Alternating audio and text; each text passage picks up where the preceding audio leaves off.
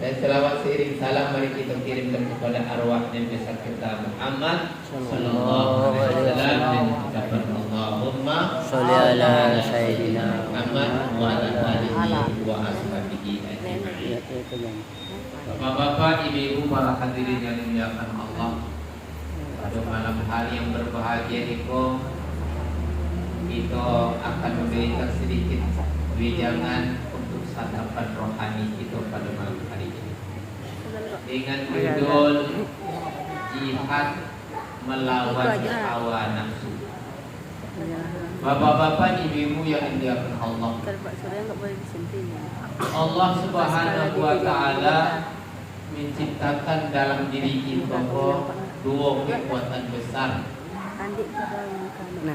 empat kekuatan besar yang saling pengaruhi. Yang pertama adalah kekuatan ilmu dan iman yang muaronya di hati. Yang kedua, yang tadi satu dua tu. Ini dua tiga empat, yaitu yang kekuatan hawa nafsu dan kekuatan setan. Yang ini saling mempengaruhi dalam hidup kita,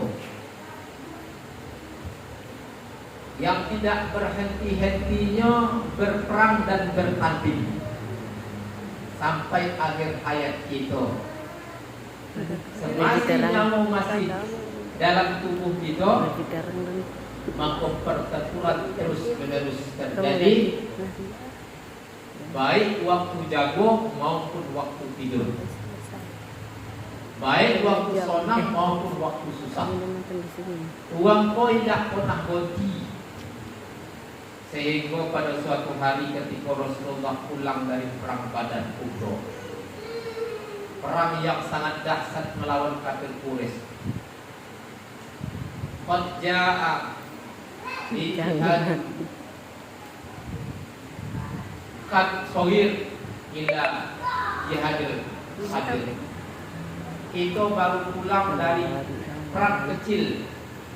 Perang yang begitu besar dikata Rasulullah kecil.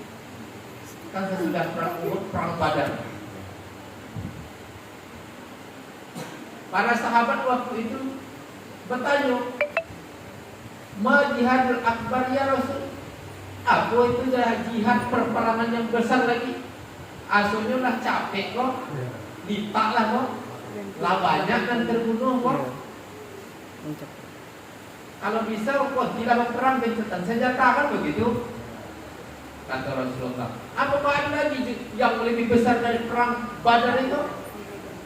Maka Rasulullah menjawab, jihadul abdi hawa, jihad perperangan manusia atau hamba melawan hawa nafsu. Jadi perang melawan hawa nafsu paling berat, kata Rasulullah SAW. Kalau lu ini bersatu di tubuh itu, bapak-bapak ibu yang dimuliakan Allah Subhanahu wa taala. Maka nafsu itu yang kita perangi itu sebenarnya bukan nafsu yang baik. Dan nafsu itu sebenarnya tunggangan kita. Jadi nafsu itu ada tiga sebenarnya. Yang pertama namanya nafsu amarah. Yang kedua nafsu lawwamah. Dan yang ketiga nafsul mutmainnah. Nafsul amarah, nafsul lawwamah itu paling mudah dipengaruhi oleh setan laknatullah alaih. Tapi beruntung awak pada bulan Ramadan. Kata Allah, kata Rasulullah, biha pada bulan Ramadan, waktu lakus syaitan, setan itu dibelenggu-belenggu. Berarti musuh kita tidak ada setan lagi lewat. Bulan Ramadan itu kita hanya berhadapan dengan diri kita, dengan nafsu kita. Ibu-ibu yakin tak kio-kio setan di bulan Ramadan? Hah? Yakin tak? Tuhan yakin ibu-ibu. Kalau di rumah masih juga kadang-kadang kok maju lah kio katanya kan? Kok anak-anak begitu juga jadinya? Aku pun yakin mungkin ibu begitu. Ya tak bu? Begitu bu? Kejahatan itu jangan selalu dilimpahkan oleh setan kepada setan, malahnya kiawak. Kalau ada orang buat maksiat di bulan Ramadan kau atur dengan setan, aku gara-gara setan kau. Malahnya kiawak, amulah kau nekatlah bulan Ramadan kau. Itu hadis sahih. Cuma persoalannya jin korin itu tidak diikat dong. Apa itu jin korin? Jin korin lahir anak manusia lahirnya mengiringi perjalanan hidup awak. Itulah nafsu lawamah dan nafsu amarah. Kalau dalam ilmu tarekat Abu Jahal namanya itu. Itu namanya ruh tamais. Sifatnya ada beberapa sifat. Kalau ada sifat itu nafsu itu tuh. Yang pertama sifatnya pemarah, mudah tersinggung, pandondam, pandongki, iri, suka SMS. Tahu suka SMS Pak Bos? Senang melihat orang susah, susah melihat orang senang. Tengok tetangga mau di kulkas inyo nang kadingin. Tengok tetangga mau di kompor gas inyo nang kepanasan. Ikon nafsu amarah. Nafsu amarah itu bapak-bapak ini. Roh tamais. Ada lagi kadang-kala kalau nak berbagi ada pembagi sampah, kau pembagi di mana? Sifatnya nak banyak, nak konyang, nak monang, tidak mau sedikit. Nak banyak harta, nak banyak duit, nak banyak anak, nak banyak bini, nak banyak makan, nak banyak minum. Ikokoh lobo tamak bin sarakah alias rakus. Dan ikoko nafsu lawamah namanya. Ini pun juga bermuara di satu sifat namanya ruh tamais yang berjalan di dalam aliran jarak itu. Maka orang tasawuf berzikir la ilaha illallah, dihempaskan ke kiri di kepala jantung tempat. Diletakkan ke kiri, illallah dan pasal. Untuk apa? Untuk melemahkan nafsu lawamah, nafsu amarah, akan merubah kepada nafsu mutmainnah. Di dalam kitab Ihya Ulumuddin, aku pernah membaca, pernah Rasulullah mengatakan seluruh itu ada setannya, tapi bukan setan yang diikat itu, seluruh kemais tadi. Ya Rasulullah, engkau bagaimana? Ada tak? Seluruh manusia ada. Tapi kalau setan yang padaku itu tak bakuti. Itu ibaratnya tidak berpengaruh lagi. Ibarat ular itu tidak bisa. Itu bapak-bapak ini.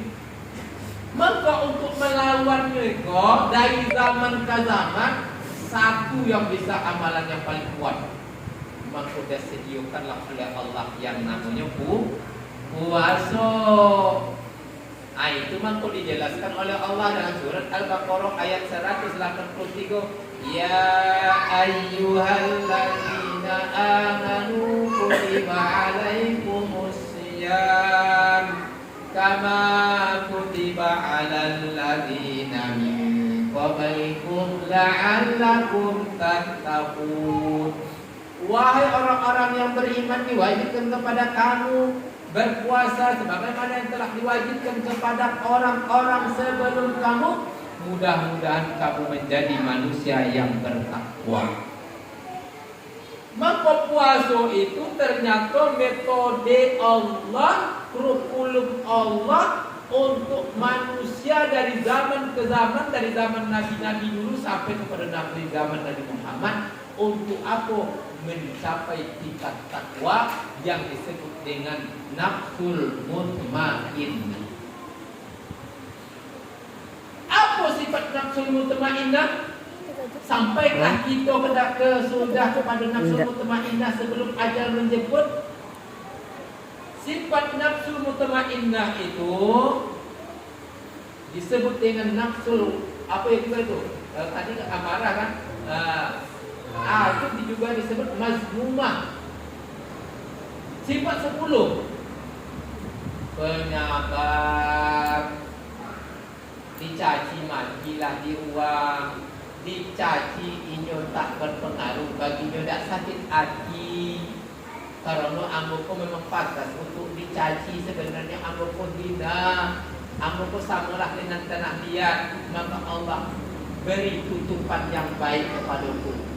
Maka jadilah itu satu keramik yang indah. Keramik itu dipuji karena apa? Keindahan keramik. Padahal ini diciptakan dari tanah liat. Maka kita pun dipuji karena mungkin ada ilmu Allah, karena ada kebagusan dari Allah itu. Makanya ketika kita sholat duha, Allahumma inna duha'a wa duha'uka wal baha'a baha'uka wal jamala jamaluka wal quwata quwatuka. Ya Allah, aku ini berpagi-pagi karena pagimu, aku ini bagus karena kebagusanmu, aku ini sehat karena kesehatanmu. Maka ketika kita dipuji tak tinggi hati, tak membuat kita gembira. Ketika kita dihina, dicaci maki, tak buat kita gelisah. Ini yang disebut dengan salah satu sifat nafsul mutmainnah, sabar.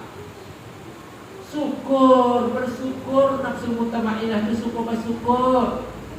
Selalu berterima kasih kepada orang yang berbuat baik kepadanya.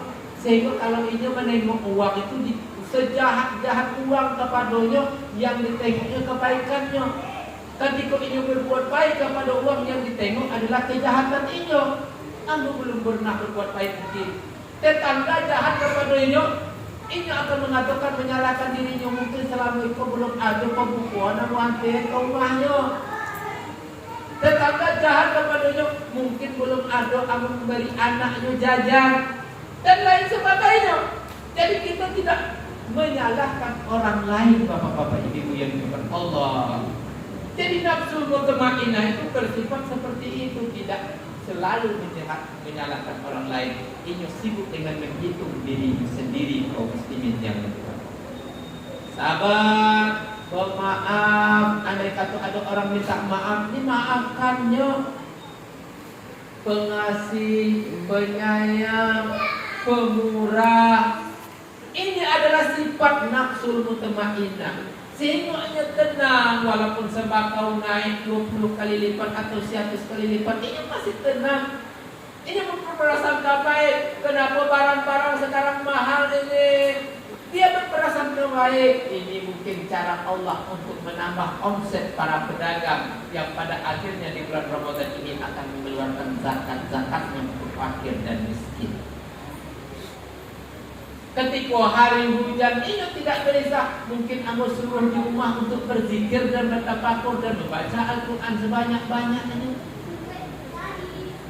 Ketika sawit tidak begitu banyak buahnya, mungkin itulah cocok Anda kalau dalam bulan puasa memanen sendiri, tidak perlu orang lain.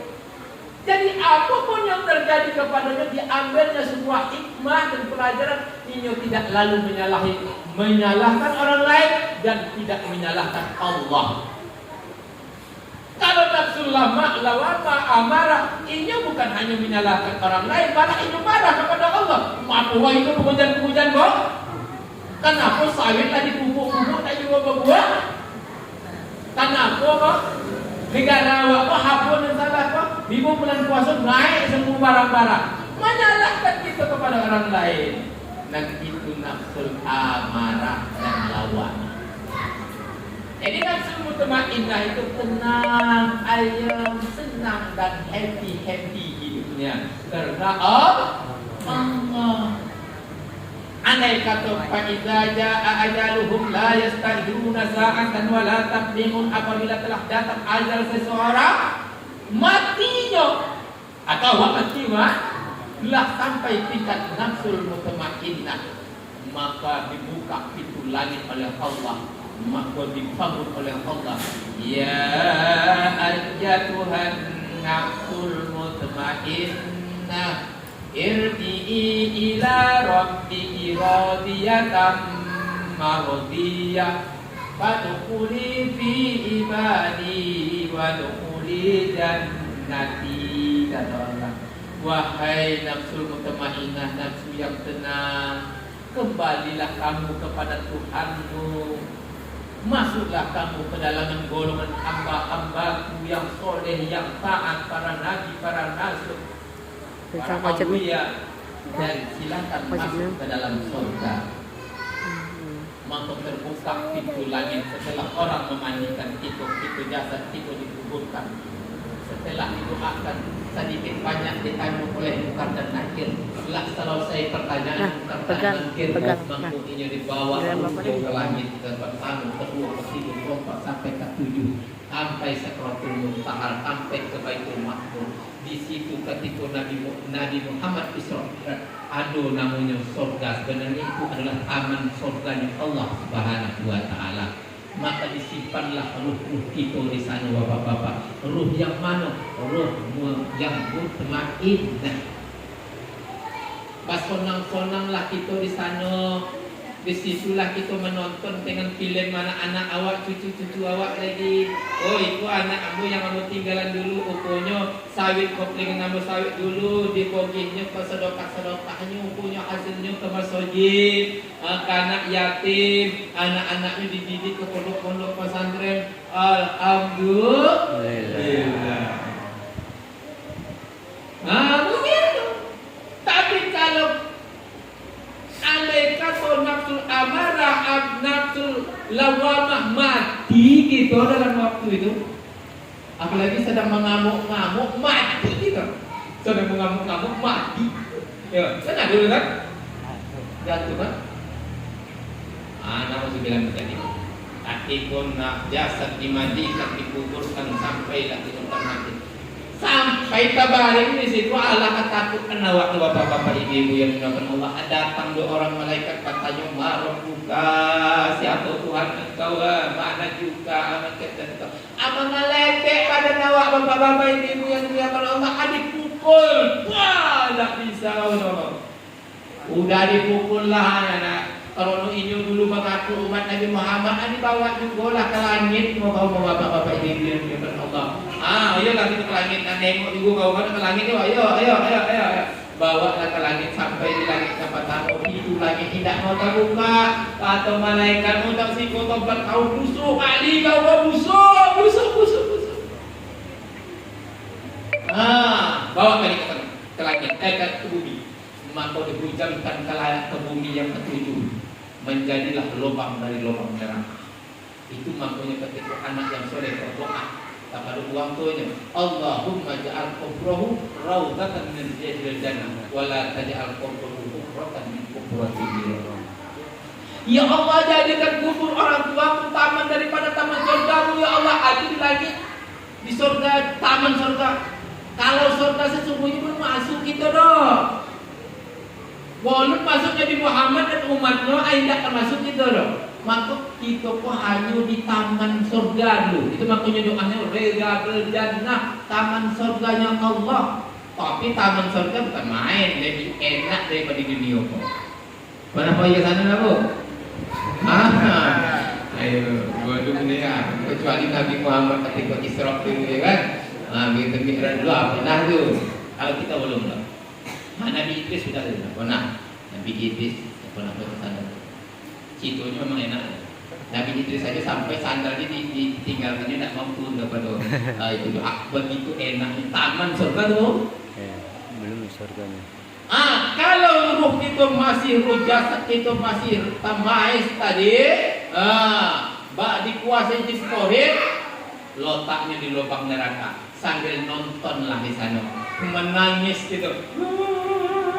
Oh punya anak-anak ambo haroto yang begitu banyak ambo tinggalkan, indah dibawanya ke masjid, dibawanya ke tempat pelacuran, tempatnya berjudi, narkoba. Ketika itu mayit menangis, Rabbana absarna wa sami'na farji'na na'mal sholihan inna muqinun. Itu tangisan mayit yang digambarkan oleh Allah dalam Al-Quran. Baru mayit itu berkata, ya Allah, bau kini aku menengok, kini bau aku yakin, ya Allah begitu aku merasa azab sesungguhnya. Tak tahan ya Allah. Rabbana absarna farji'na keluarkan kami ya Allah, keluarkan ya Allah. Apa kau keluar? Oh gitu kalau ya. Oh tak sakit lagi. Nak memperbanyak bini, memperbanyak anak. Indah ya Allah, indah. Begitu. Apa yang kau minta? Apa yang kau mau? Na'mal sholihan inna muqinun. Aku nak beramal soleh ya Allah. Dulu harta aku infakkan, aku infakkan ya Allah. Dulu anak aku belum mau buat seorang ke pesantren, nak aku ke pesantren ya Allah. Pokoknya aku amal soleh ya Allah. Aku tahu tak? Kalau itu tidak ada cipul gitu. Habis darah keluar dari air mata. Banana lagi keluar, tidak akan dibandingkan oleh Allah Subhanahu. Oleh sebab itu mari kita sadari bapak-bapak, ibu-ibu yang dimuliakan Allah, kita masih di dunia yang bisa berubah. Mari kita berubah dengan puasa Ramadan. Mari kita berubah dengan memperbanyak ibadah. Perbanyaklah ibadah kita untuk bekal di hari kiamat. Bekal yang paling mantap itu adalah takwa. Jangan sia-siakan hidup kita bapak-bapak ibu-ibu. Jangan sia-siakan umur terus berlalu tanpa mencari bekal untuk masa hadapan. Ingatlah di suatu waktu Anda akan bertemu saat mempertanggungjawaban di hadapan Tuhan. Seakan masa itu tiada diharap lagi, orang akan membantu dari kanan dan kiri, walau akan menjerit meratap petang dan pagi. Tak ada orang membela selain amal sendiri. Tak ada orang membela selain amal sendiri. Banyak-banyak lagi amal. Hanya itu banyak maaf. Wabillahi taufiq wal hidayah. Assalamualaikum warahmatullahi wabarakatuh. Waalaikumsalam warahmatullahi wabarakatuh.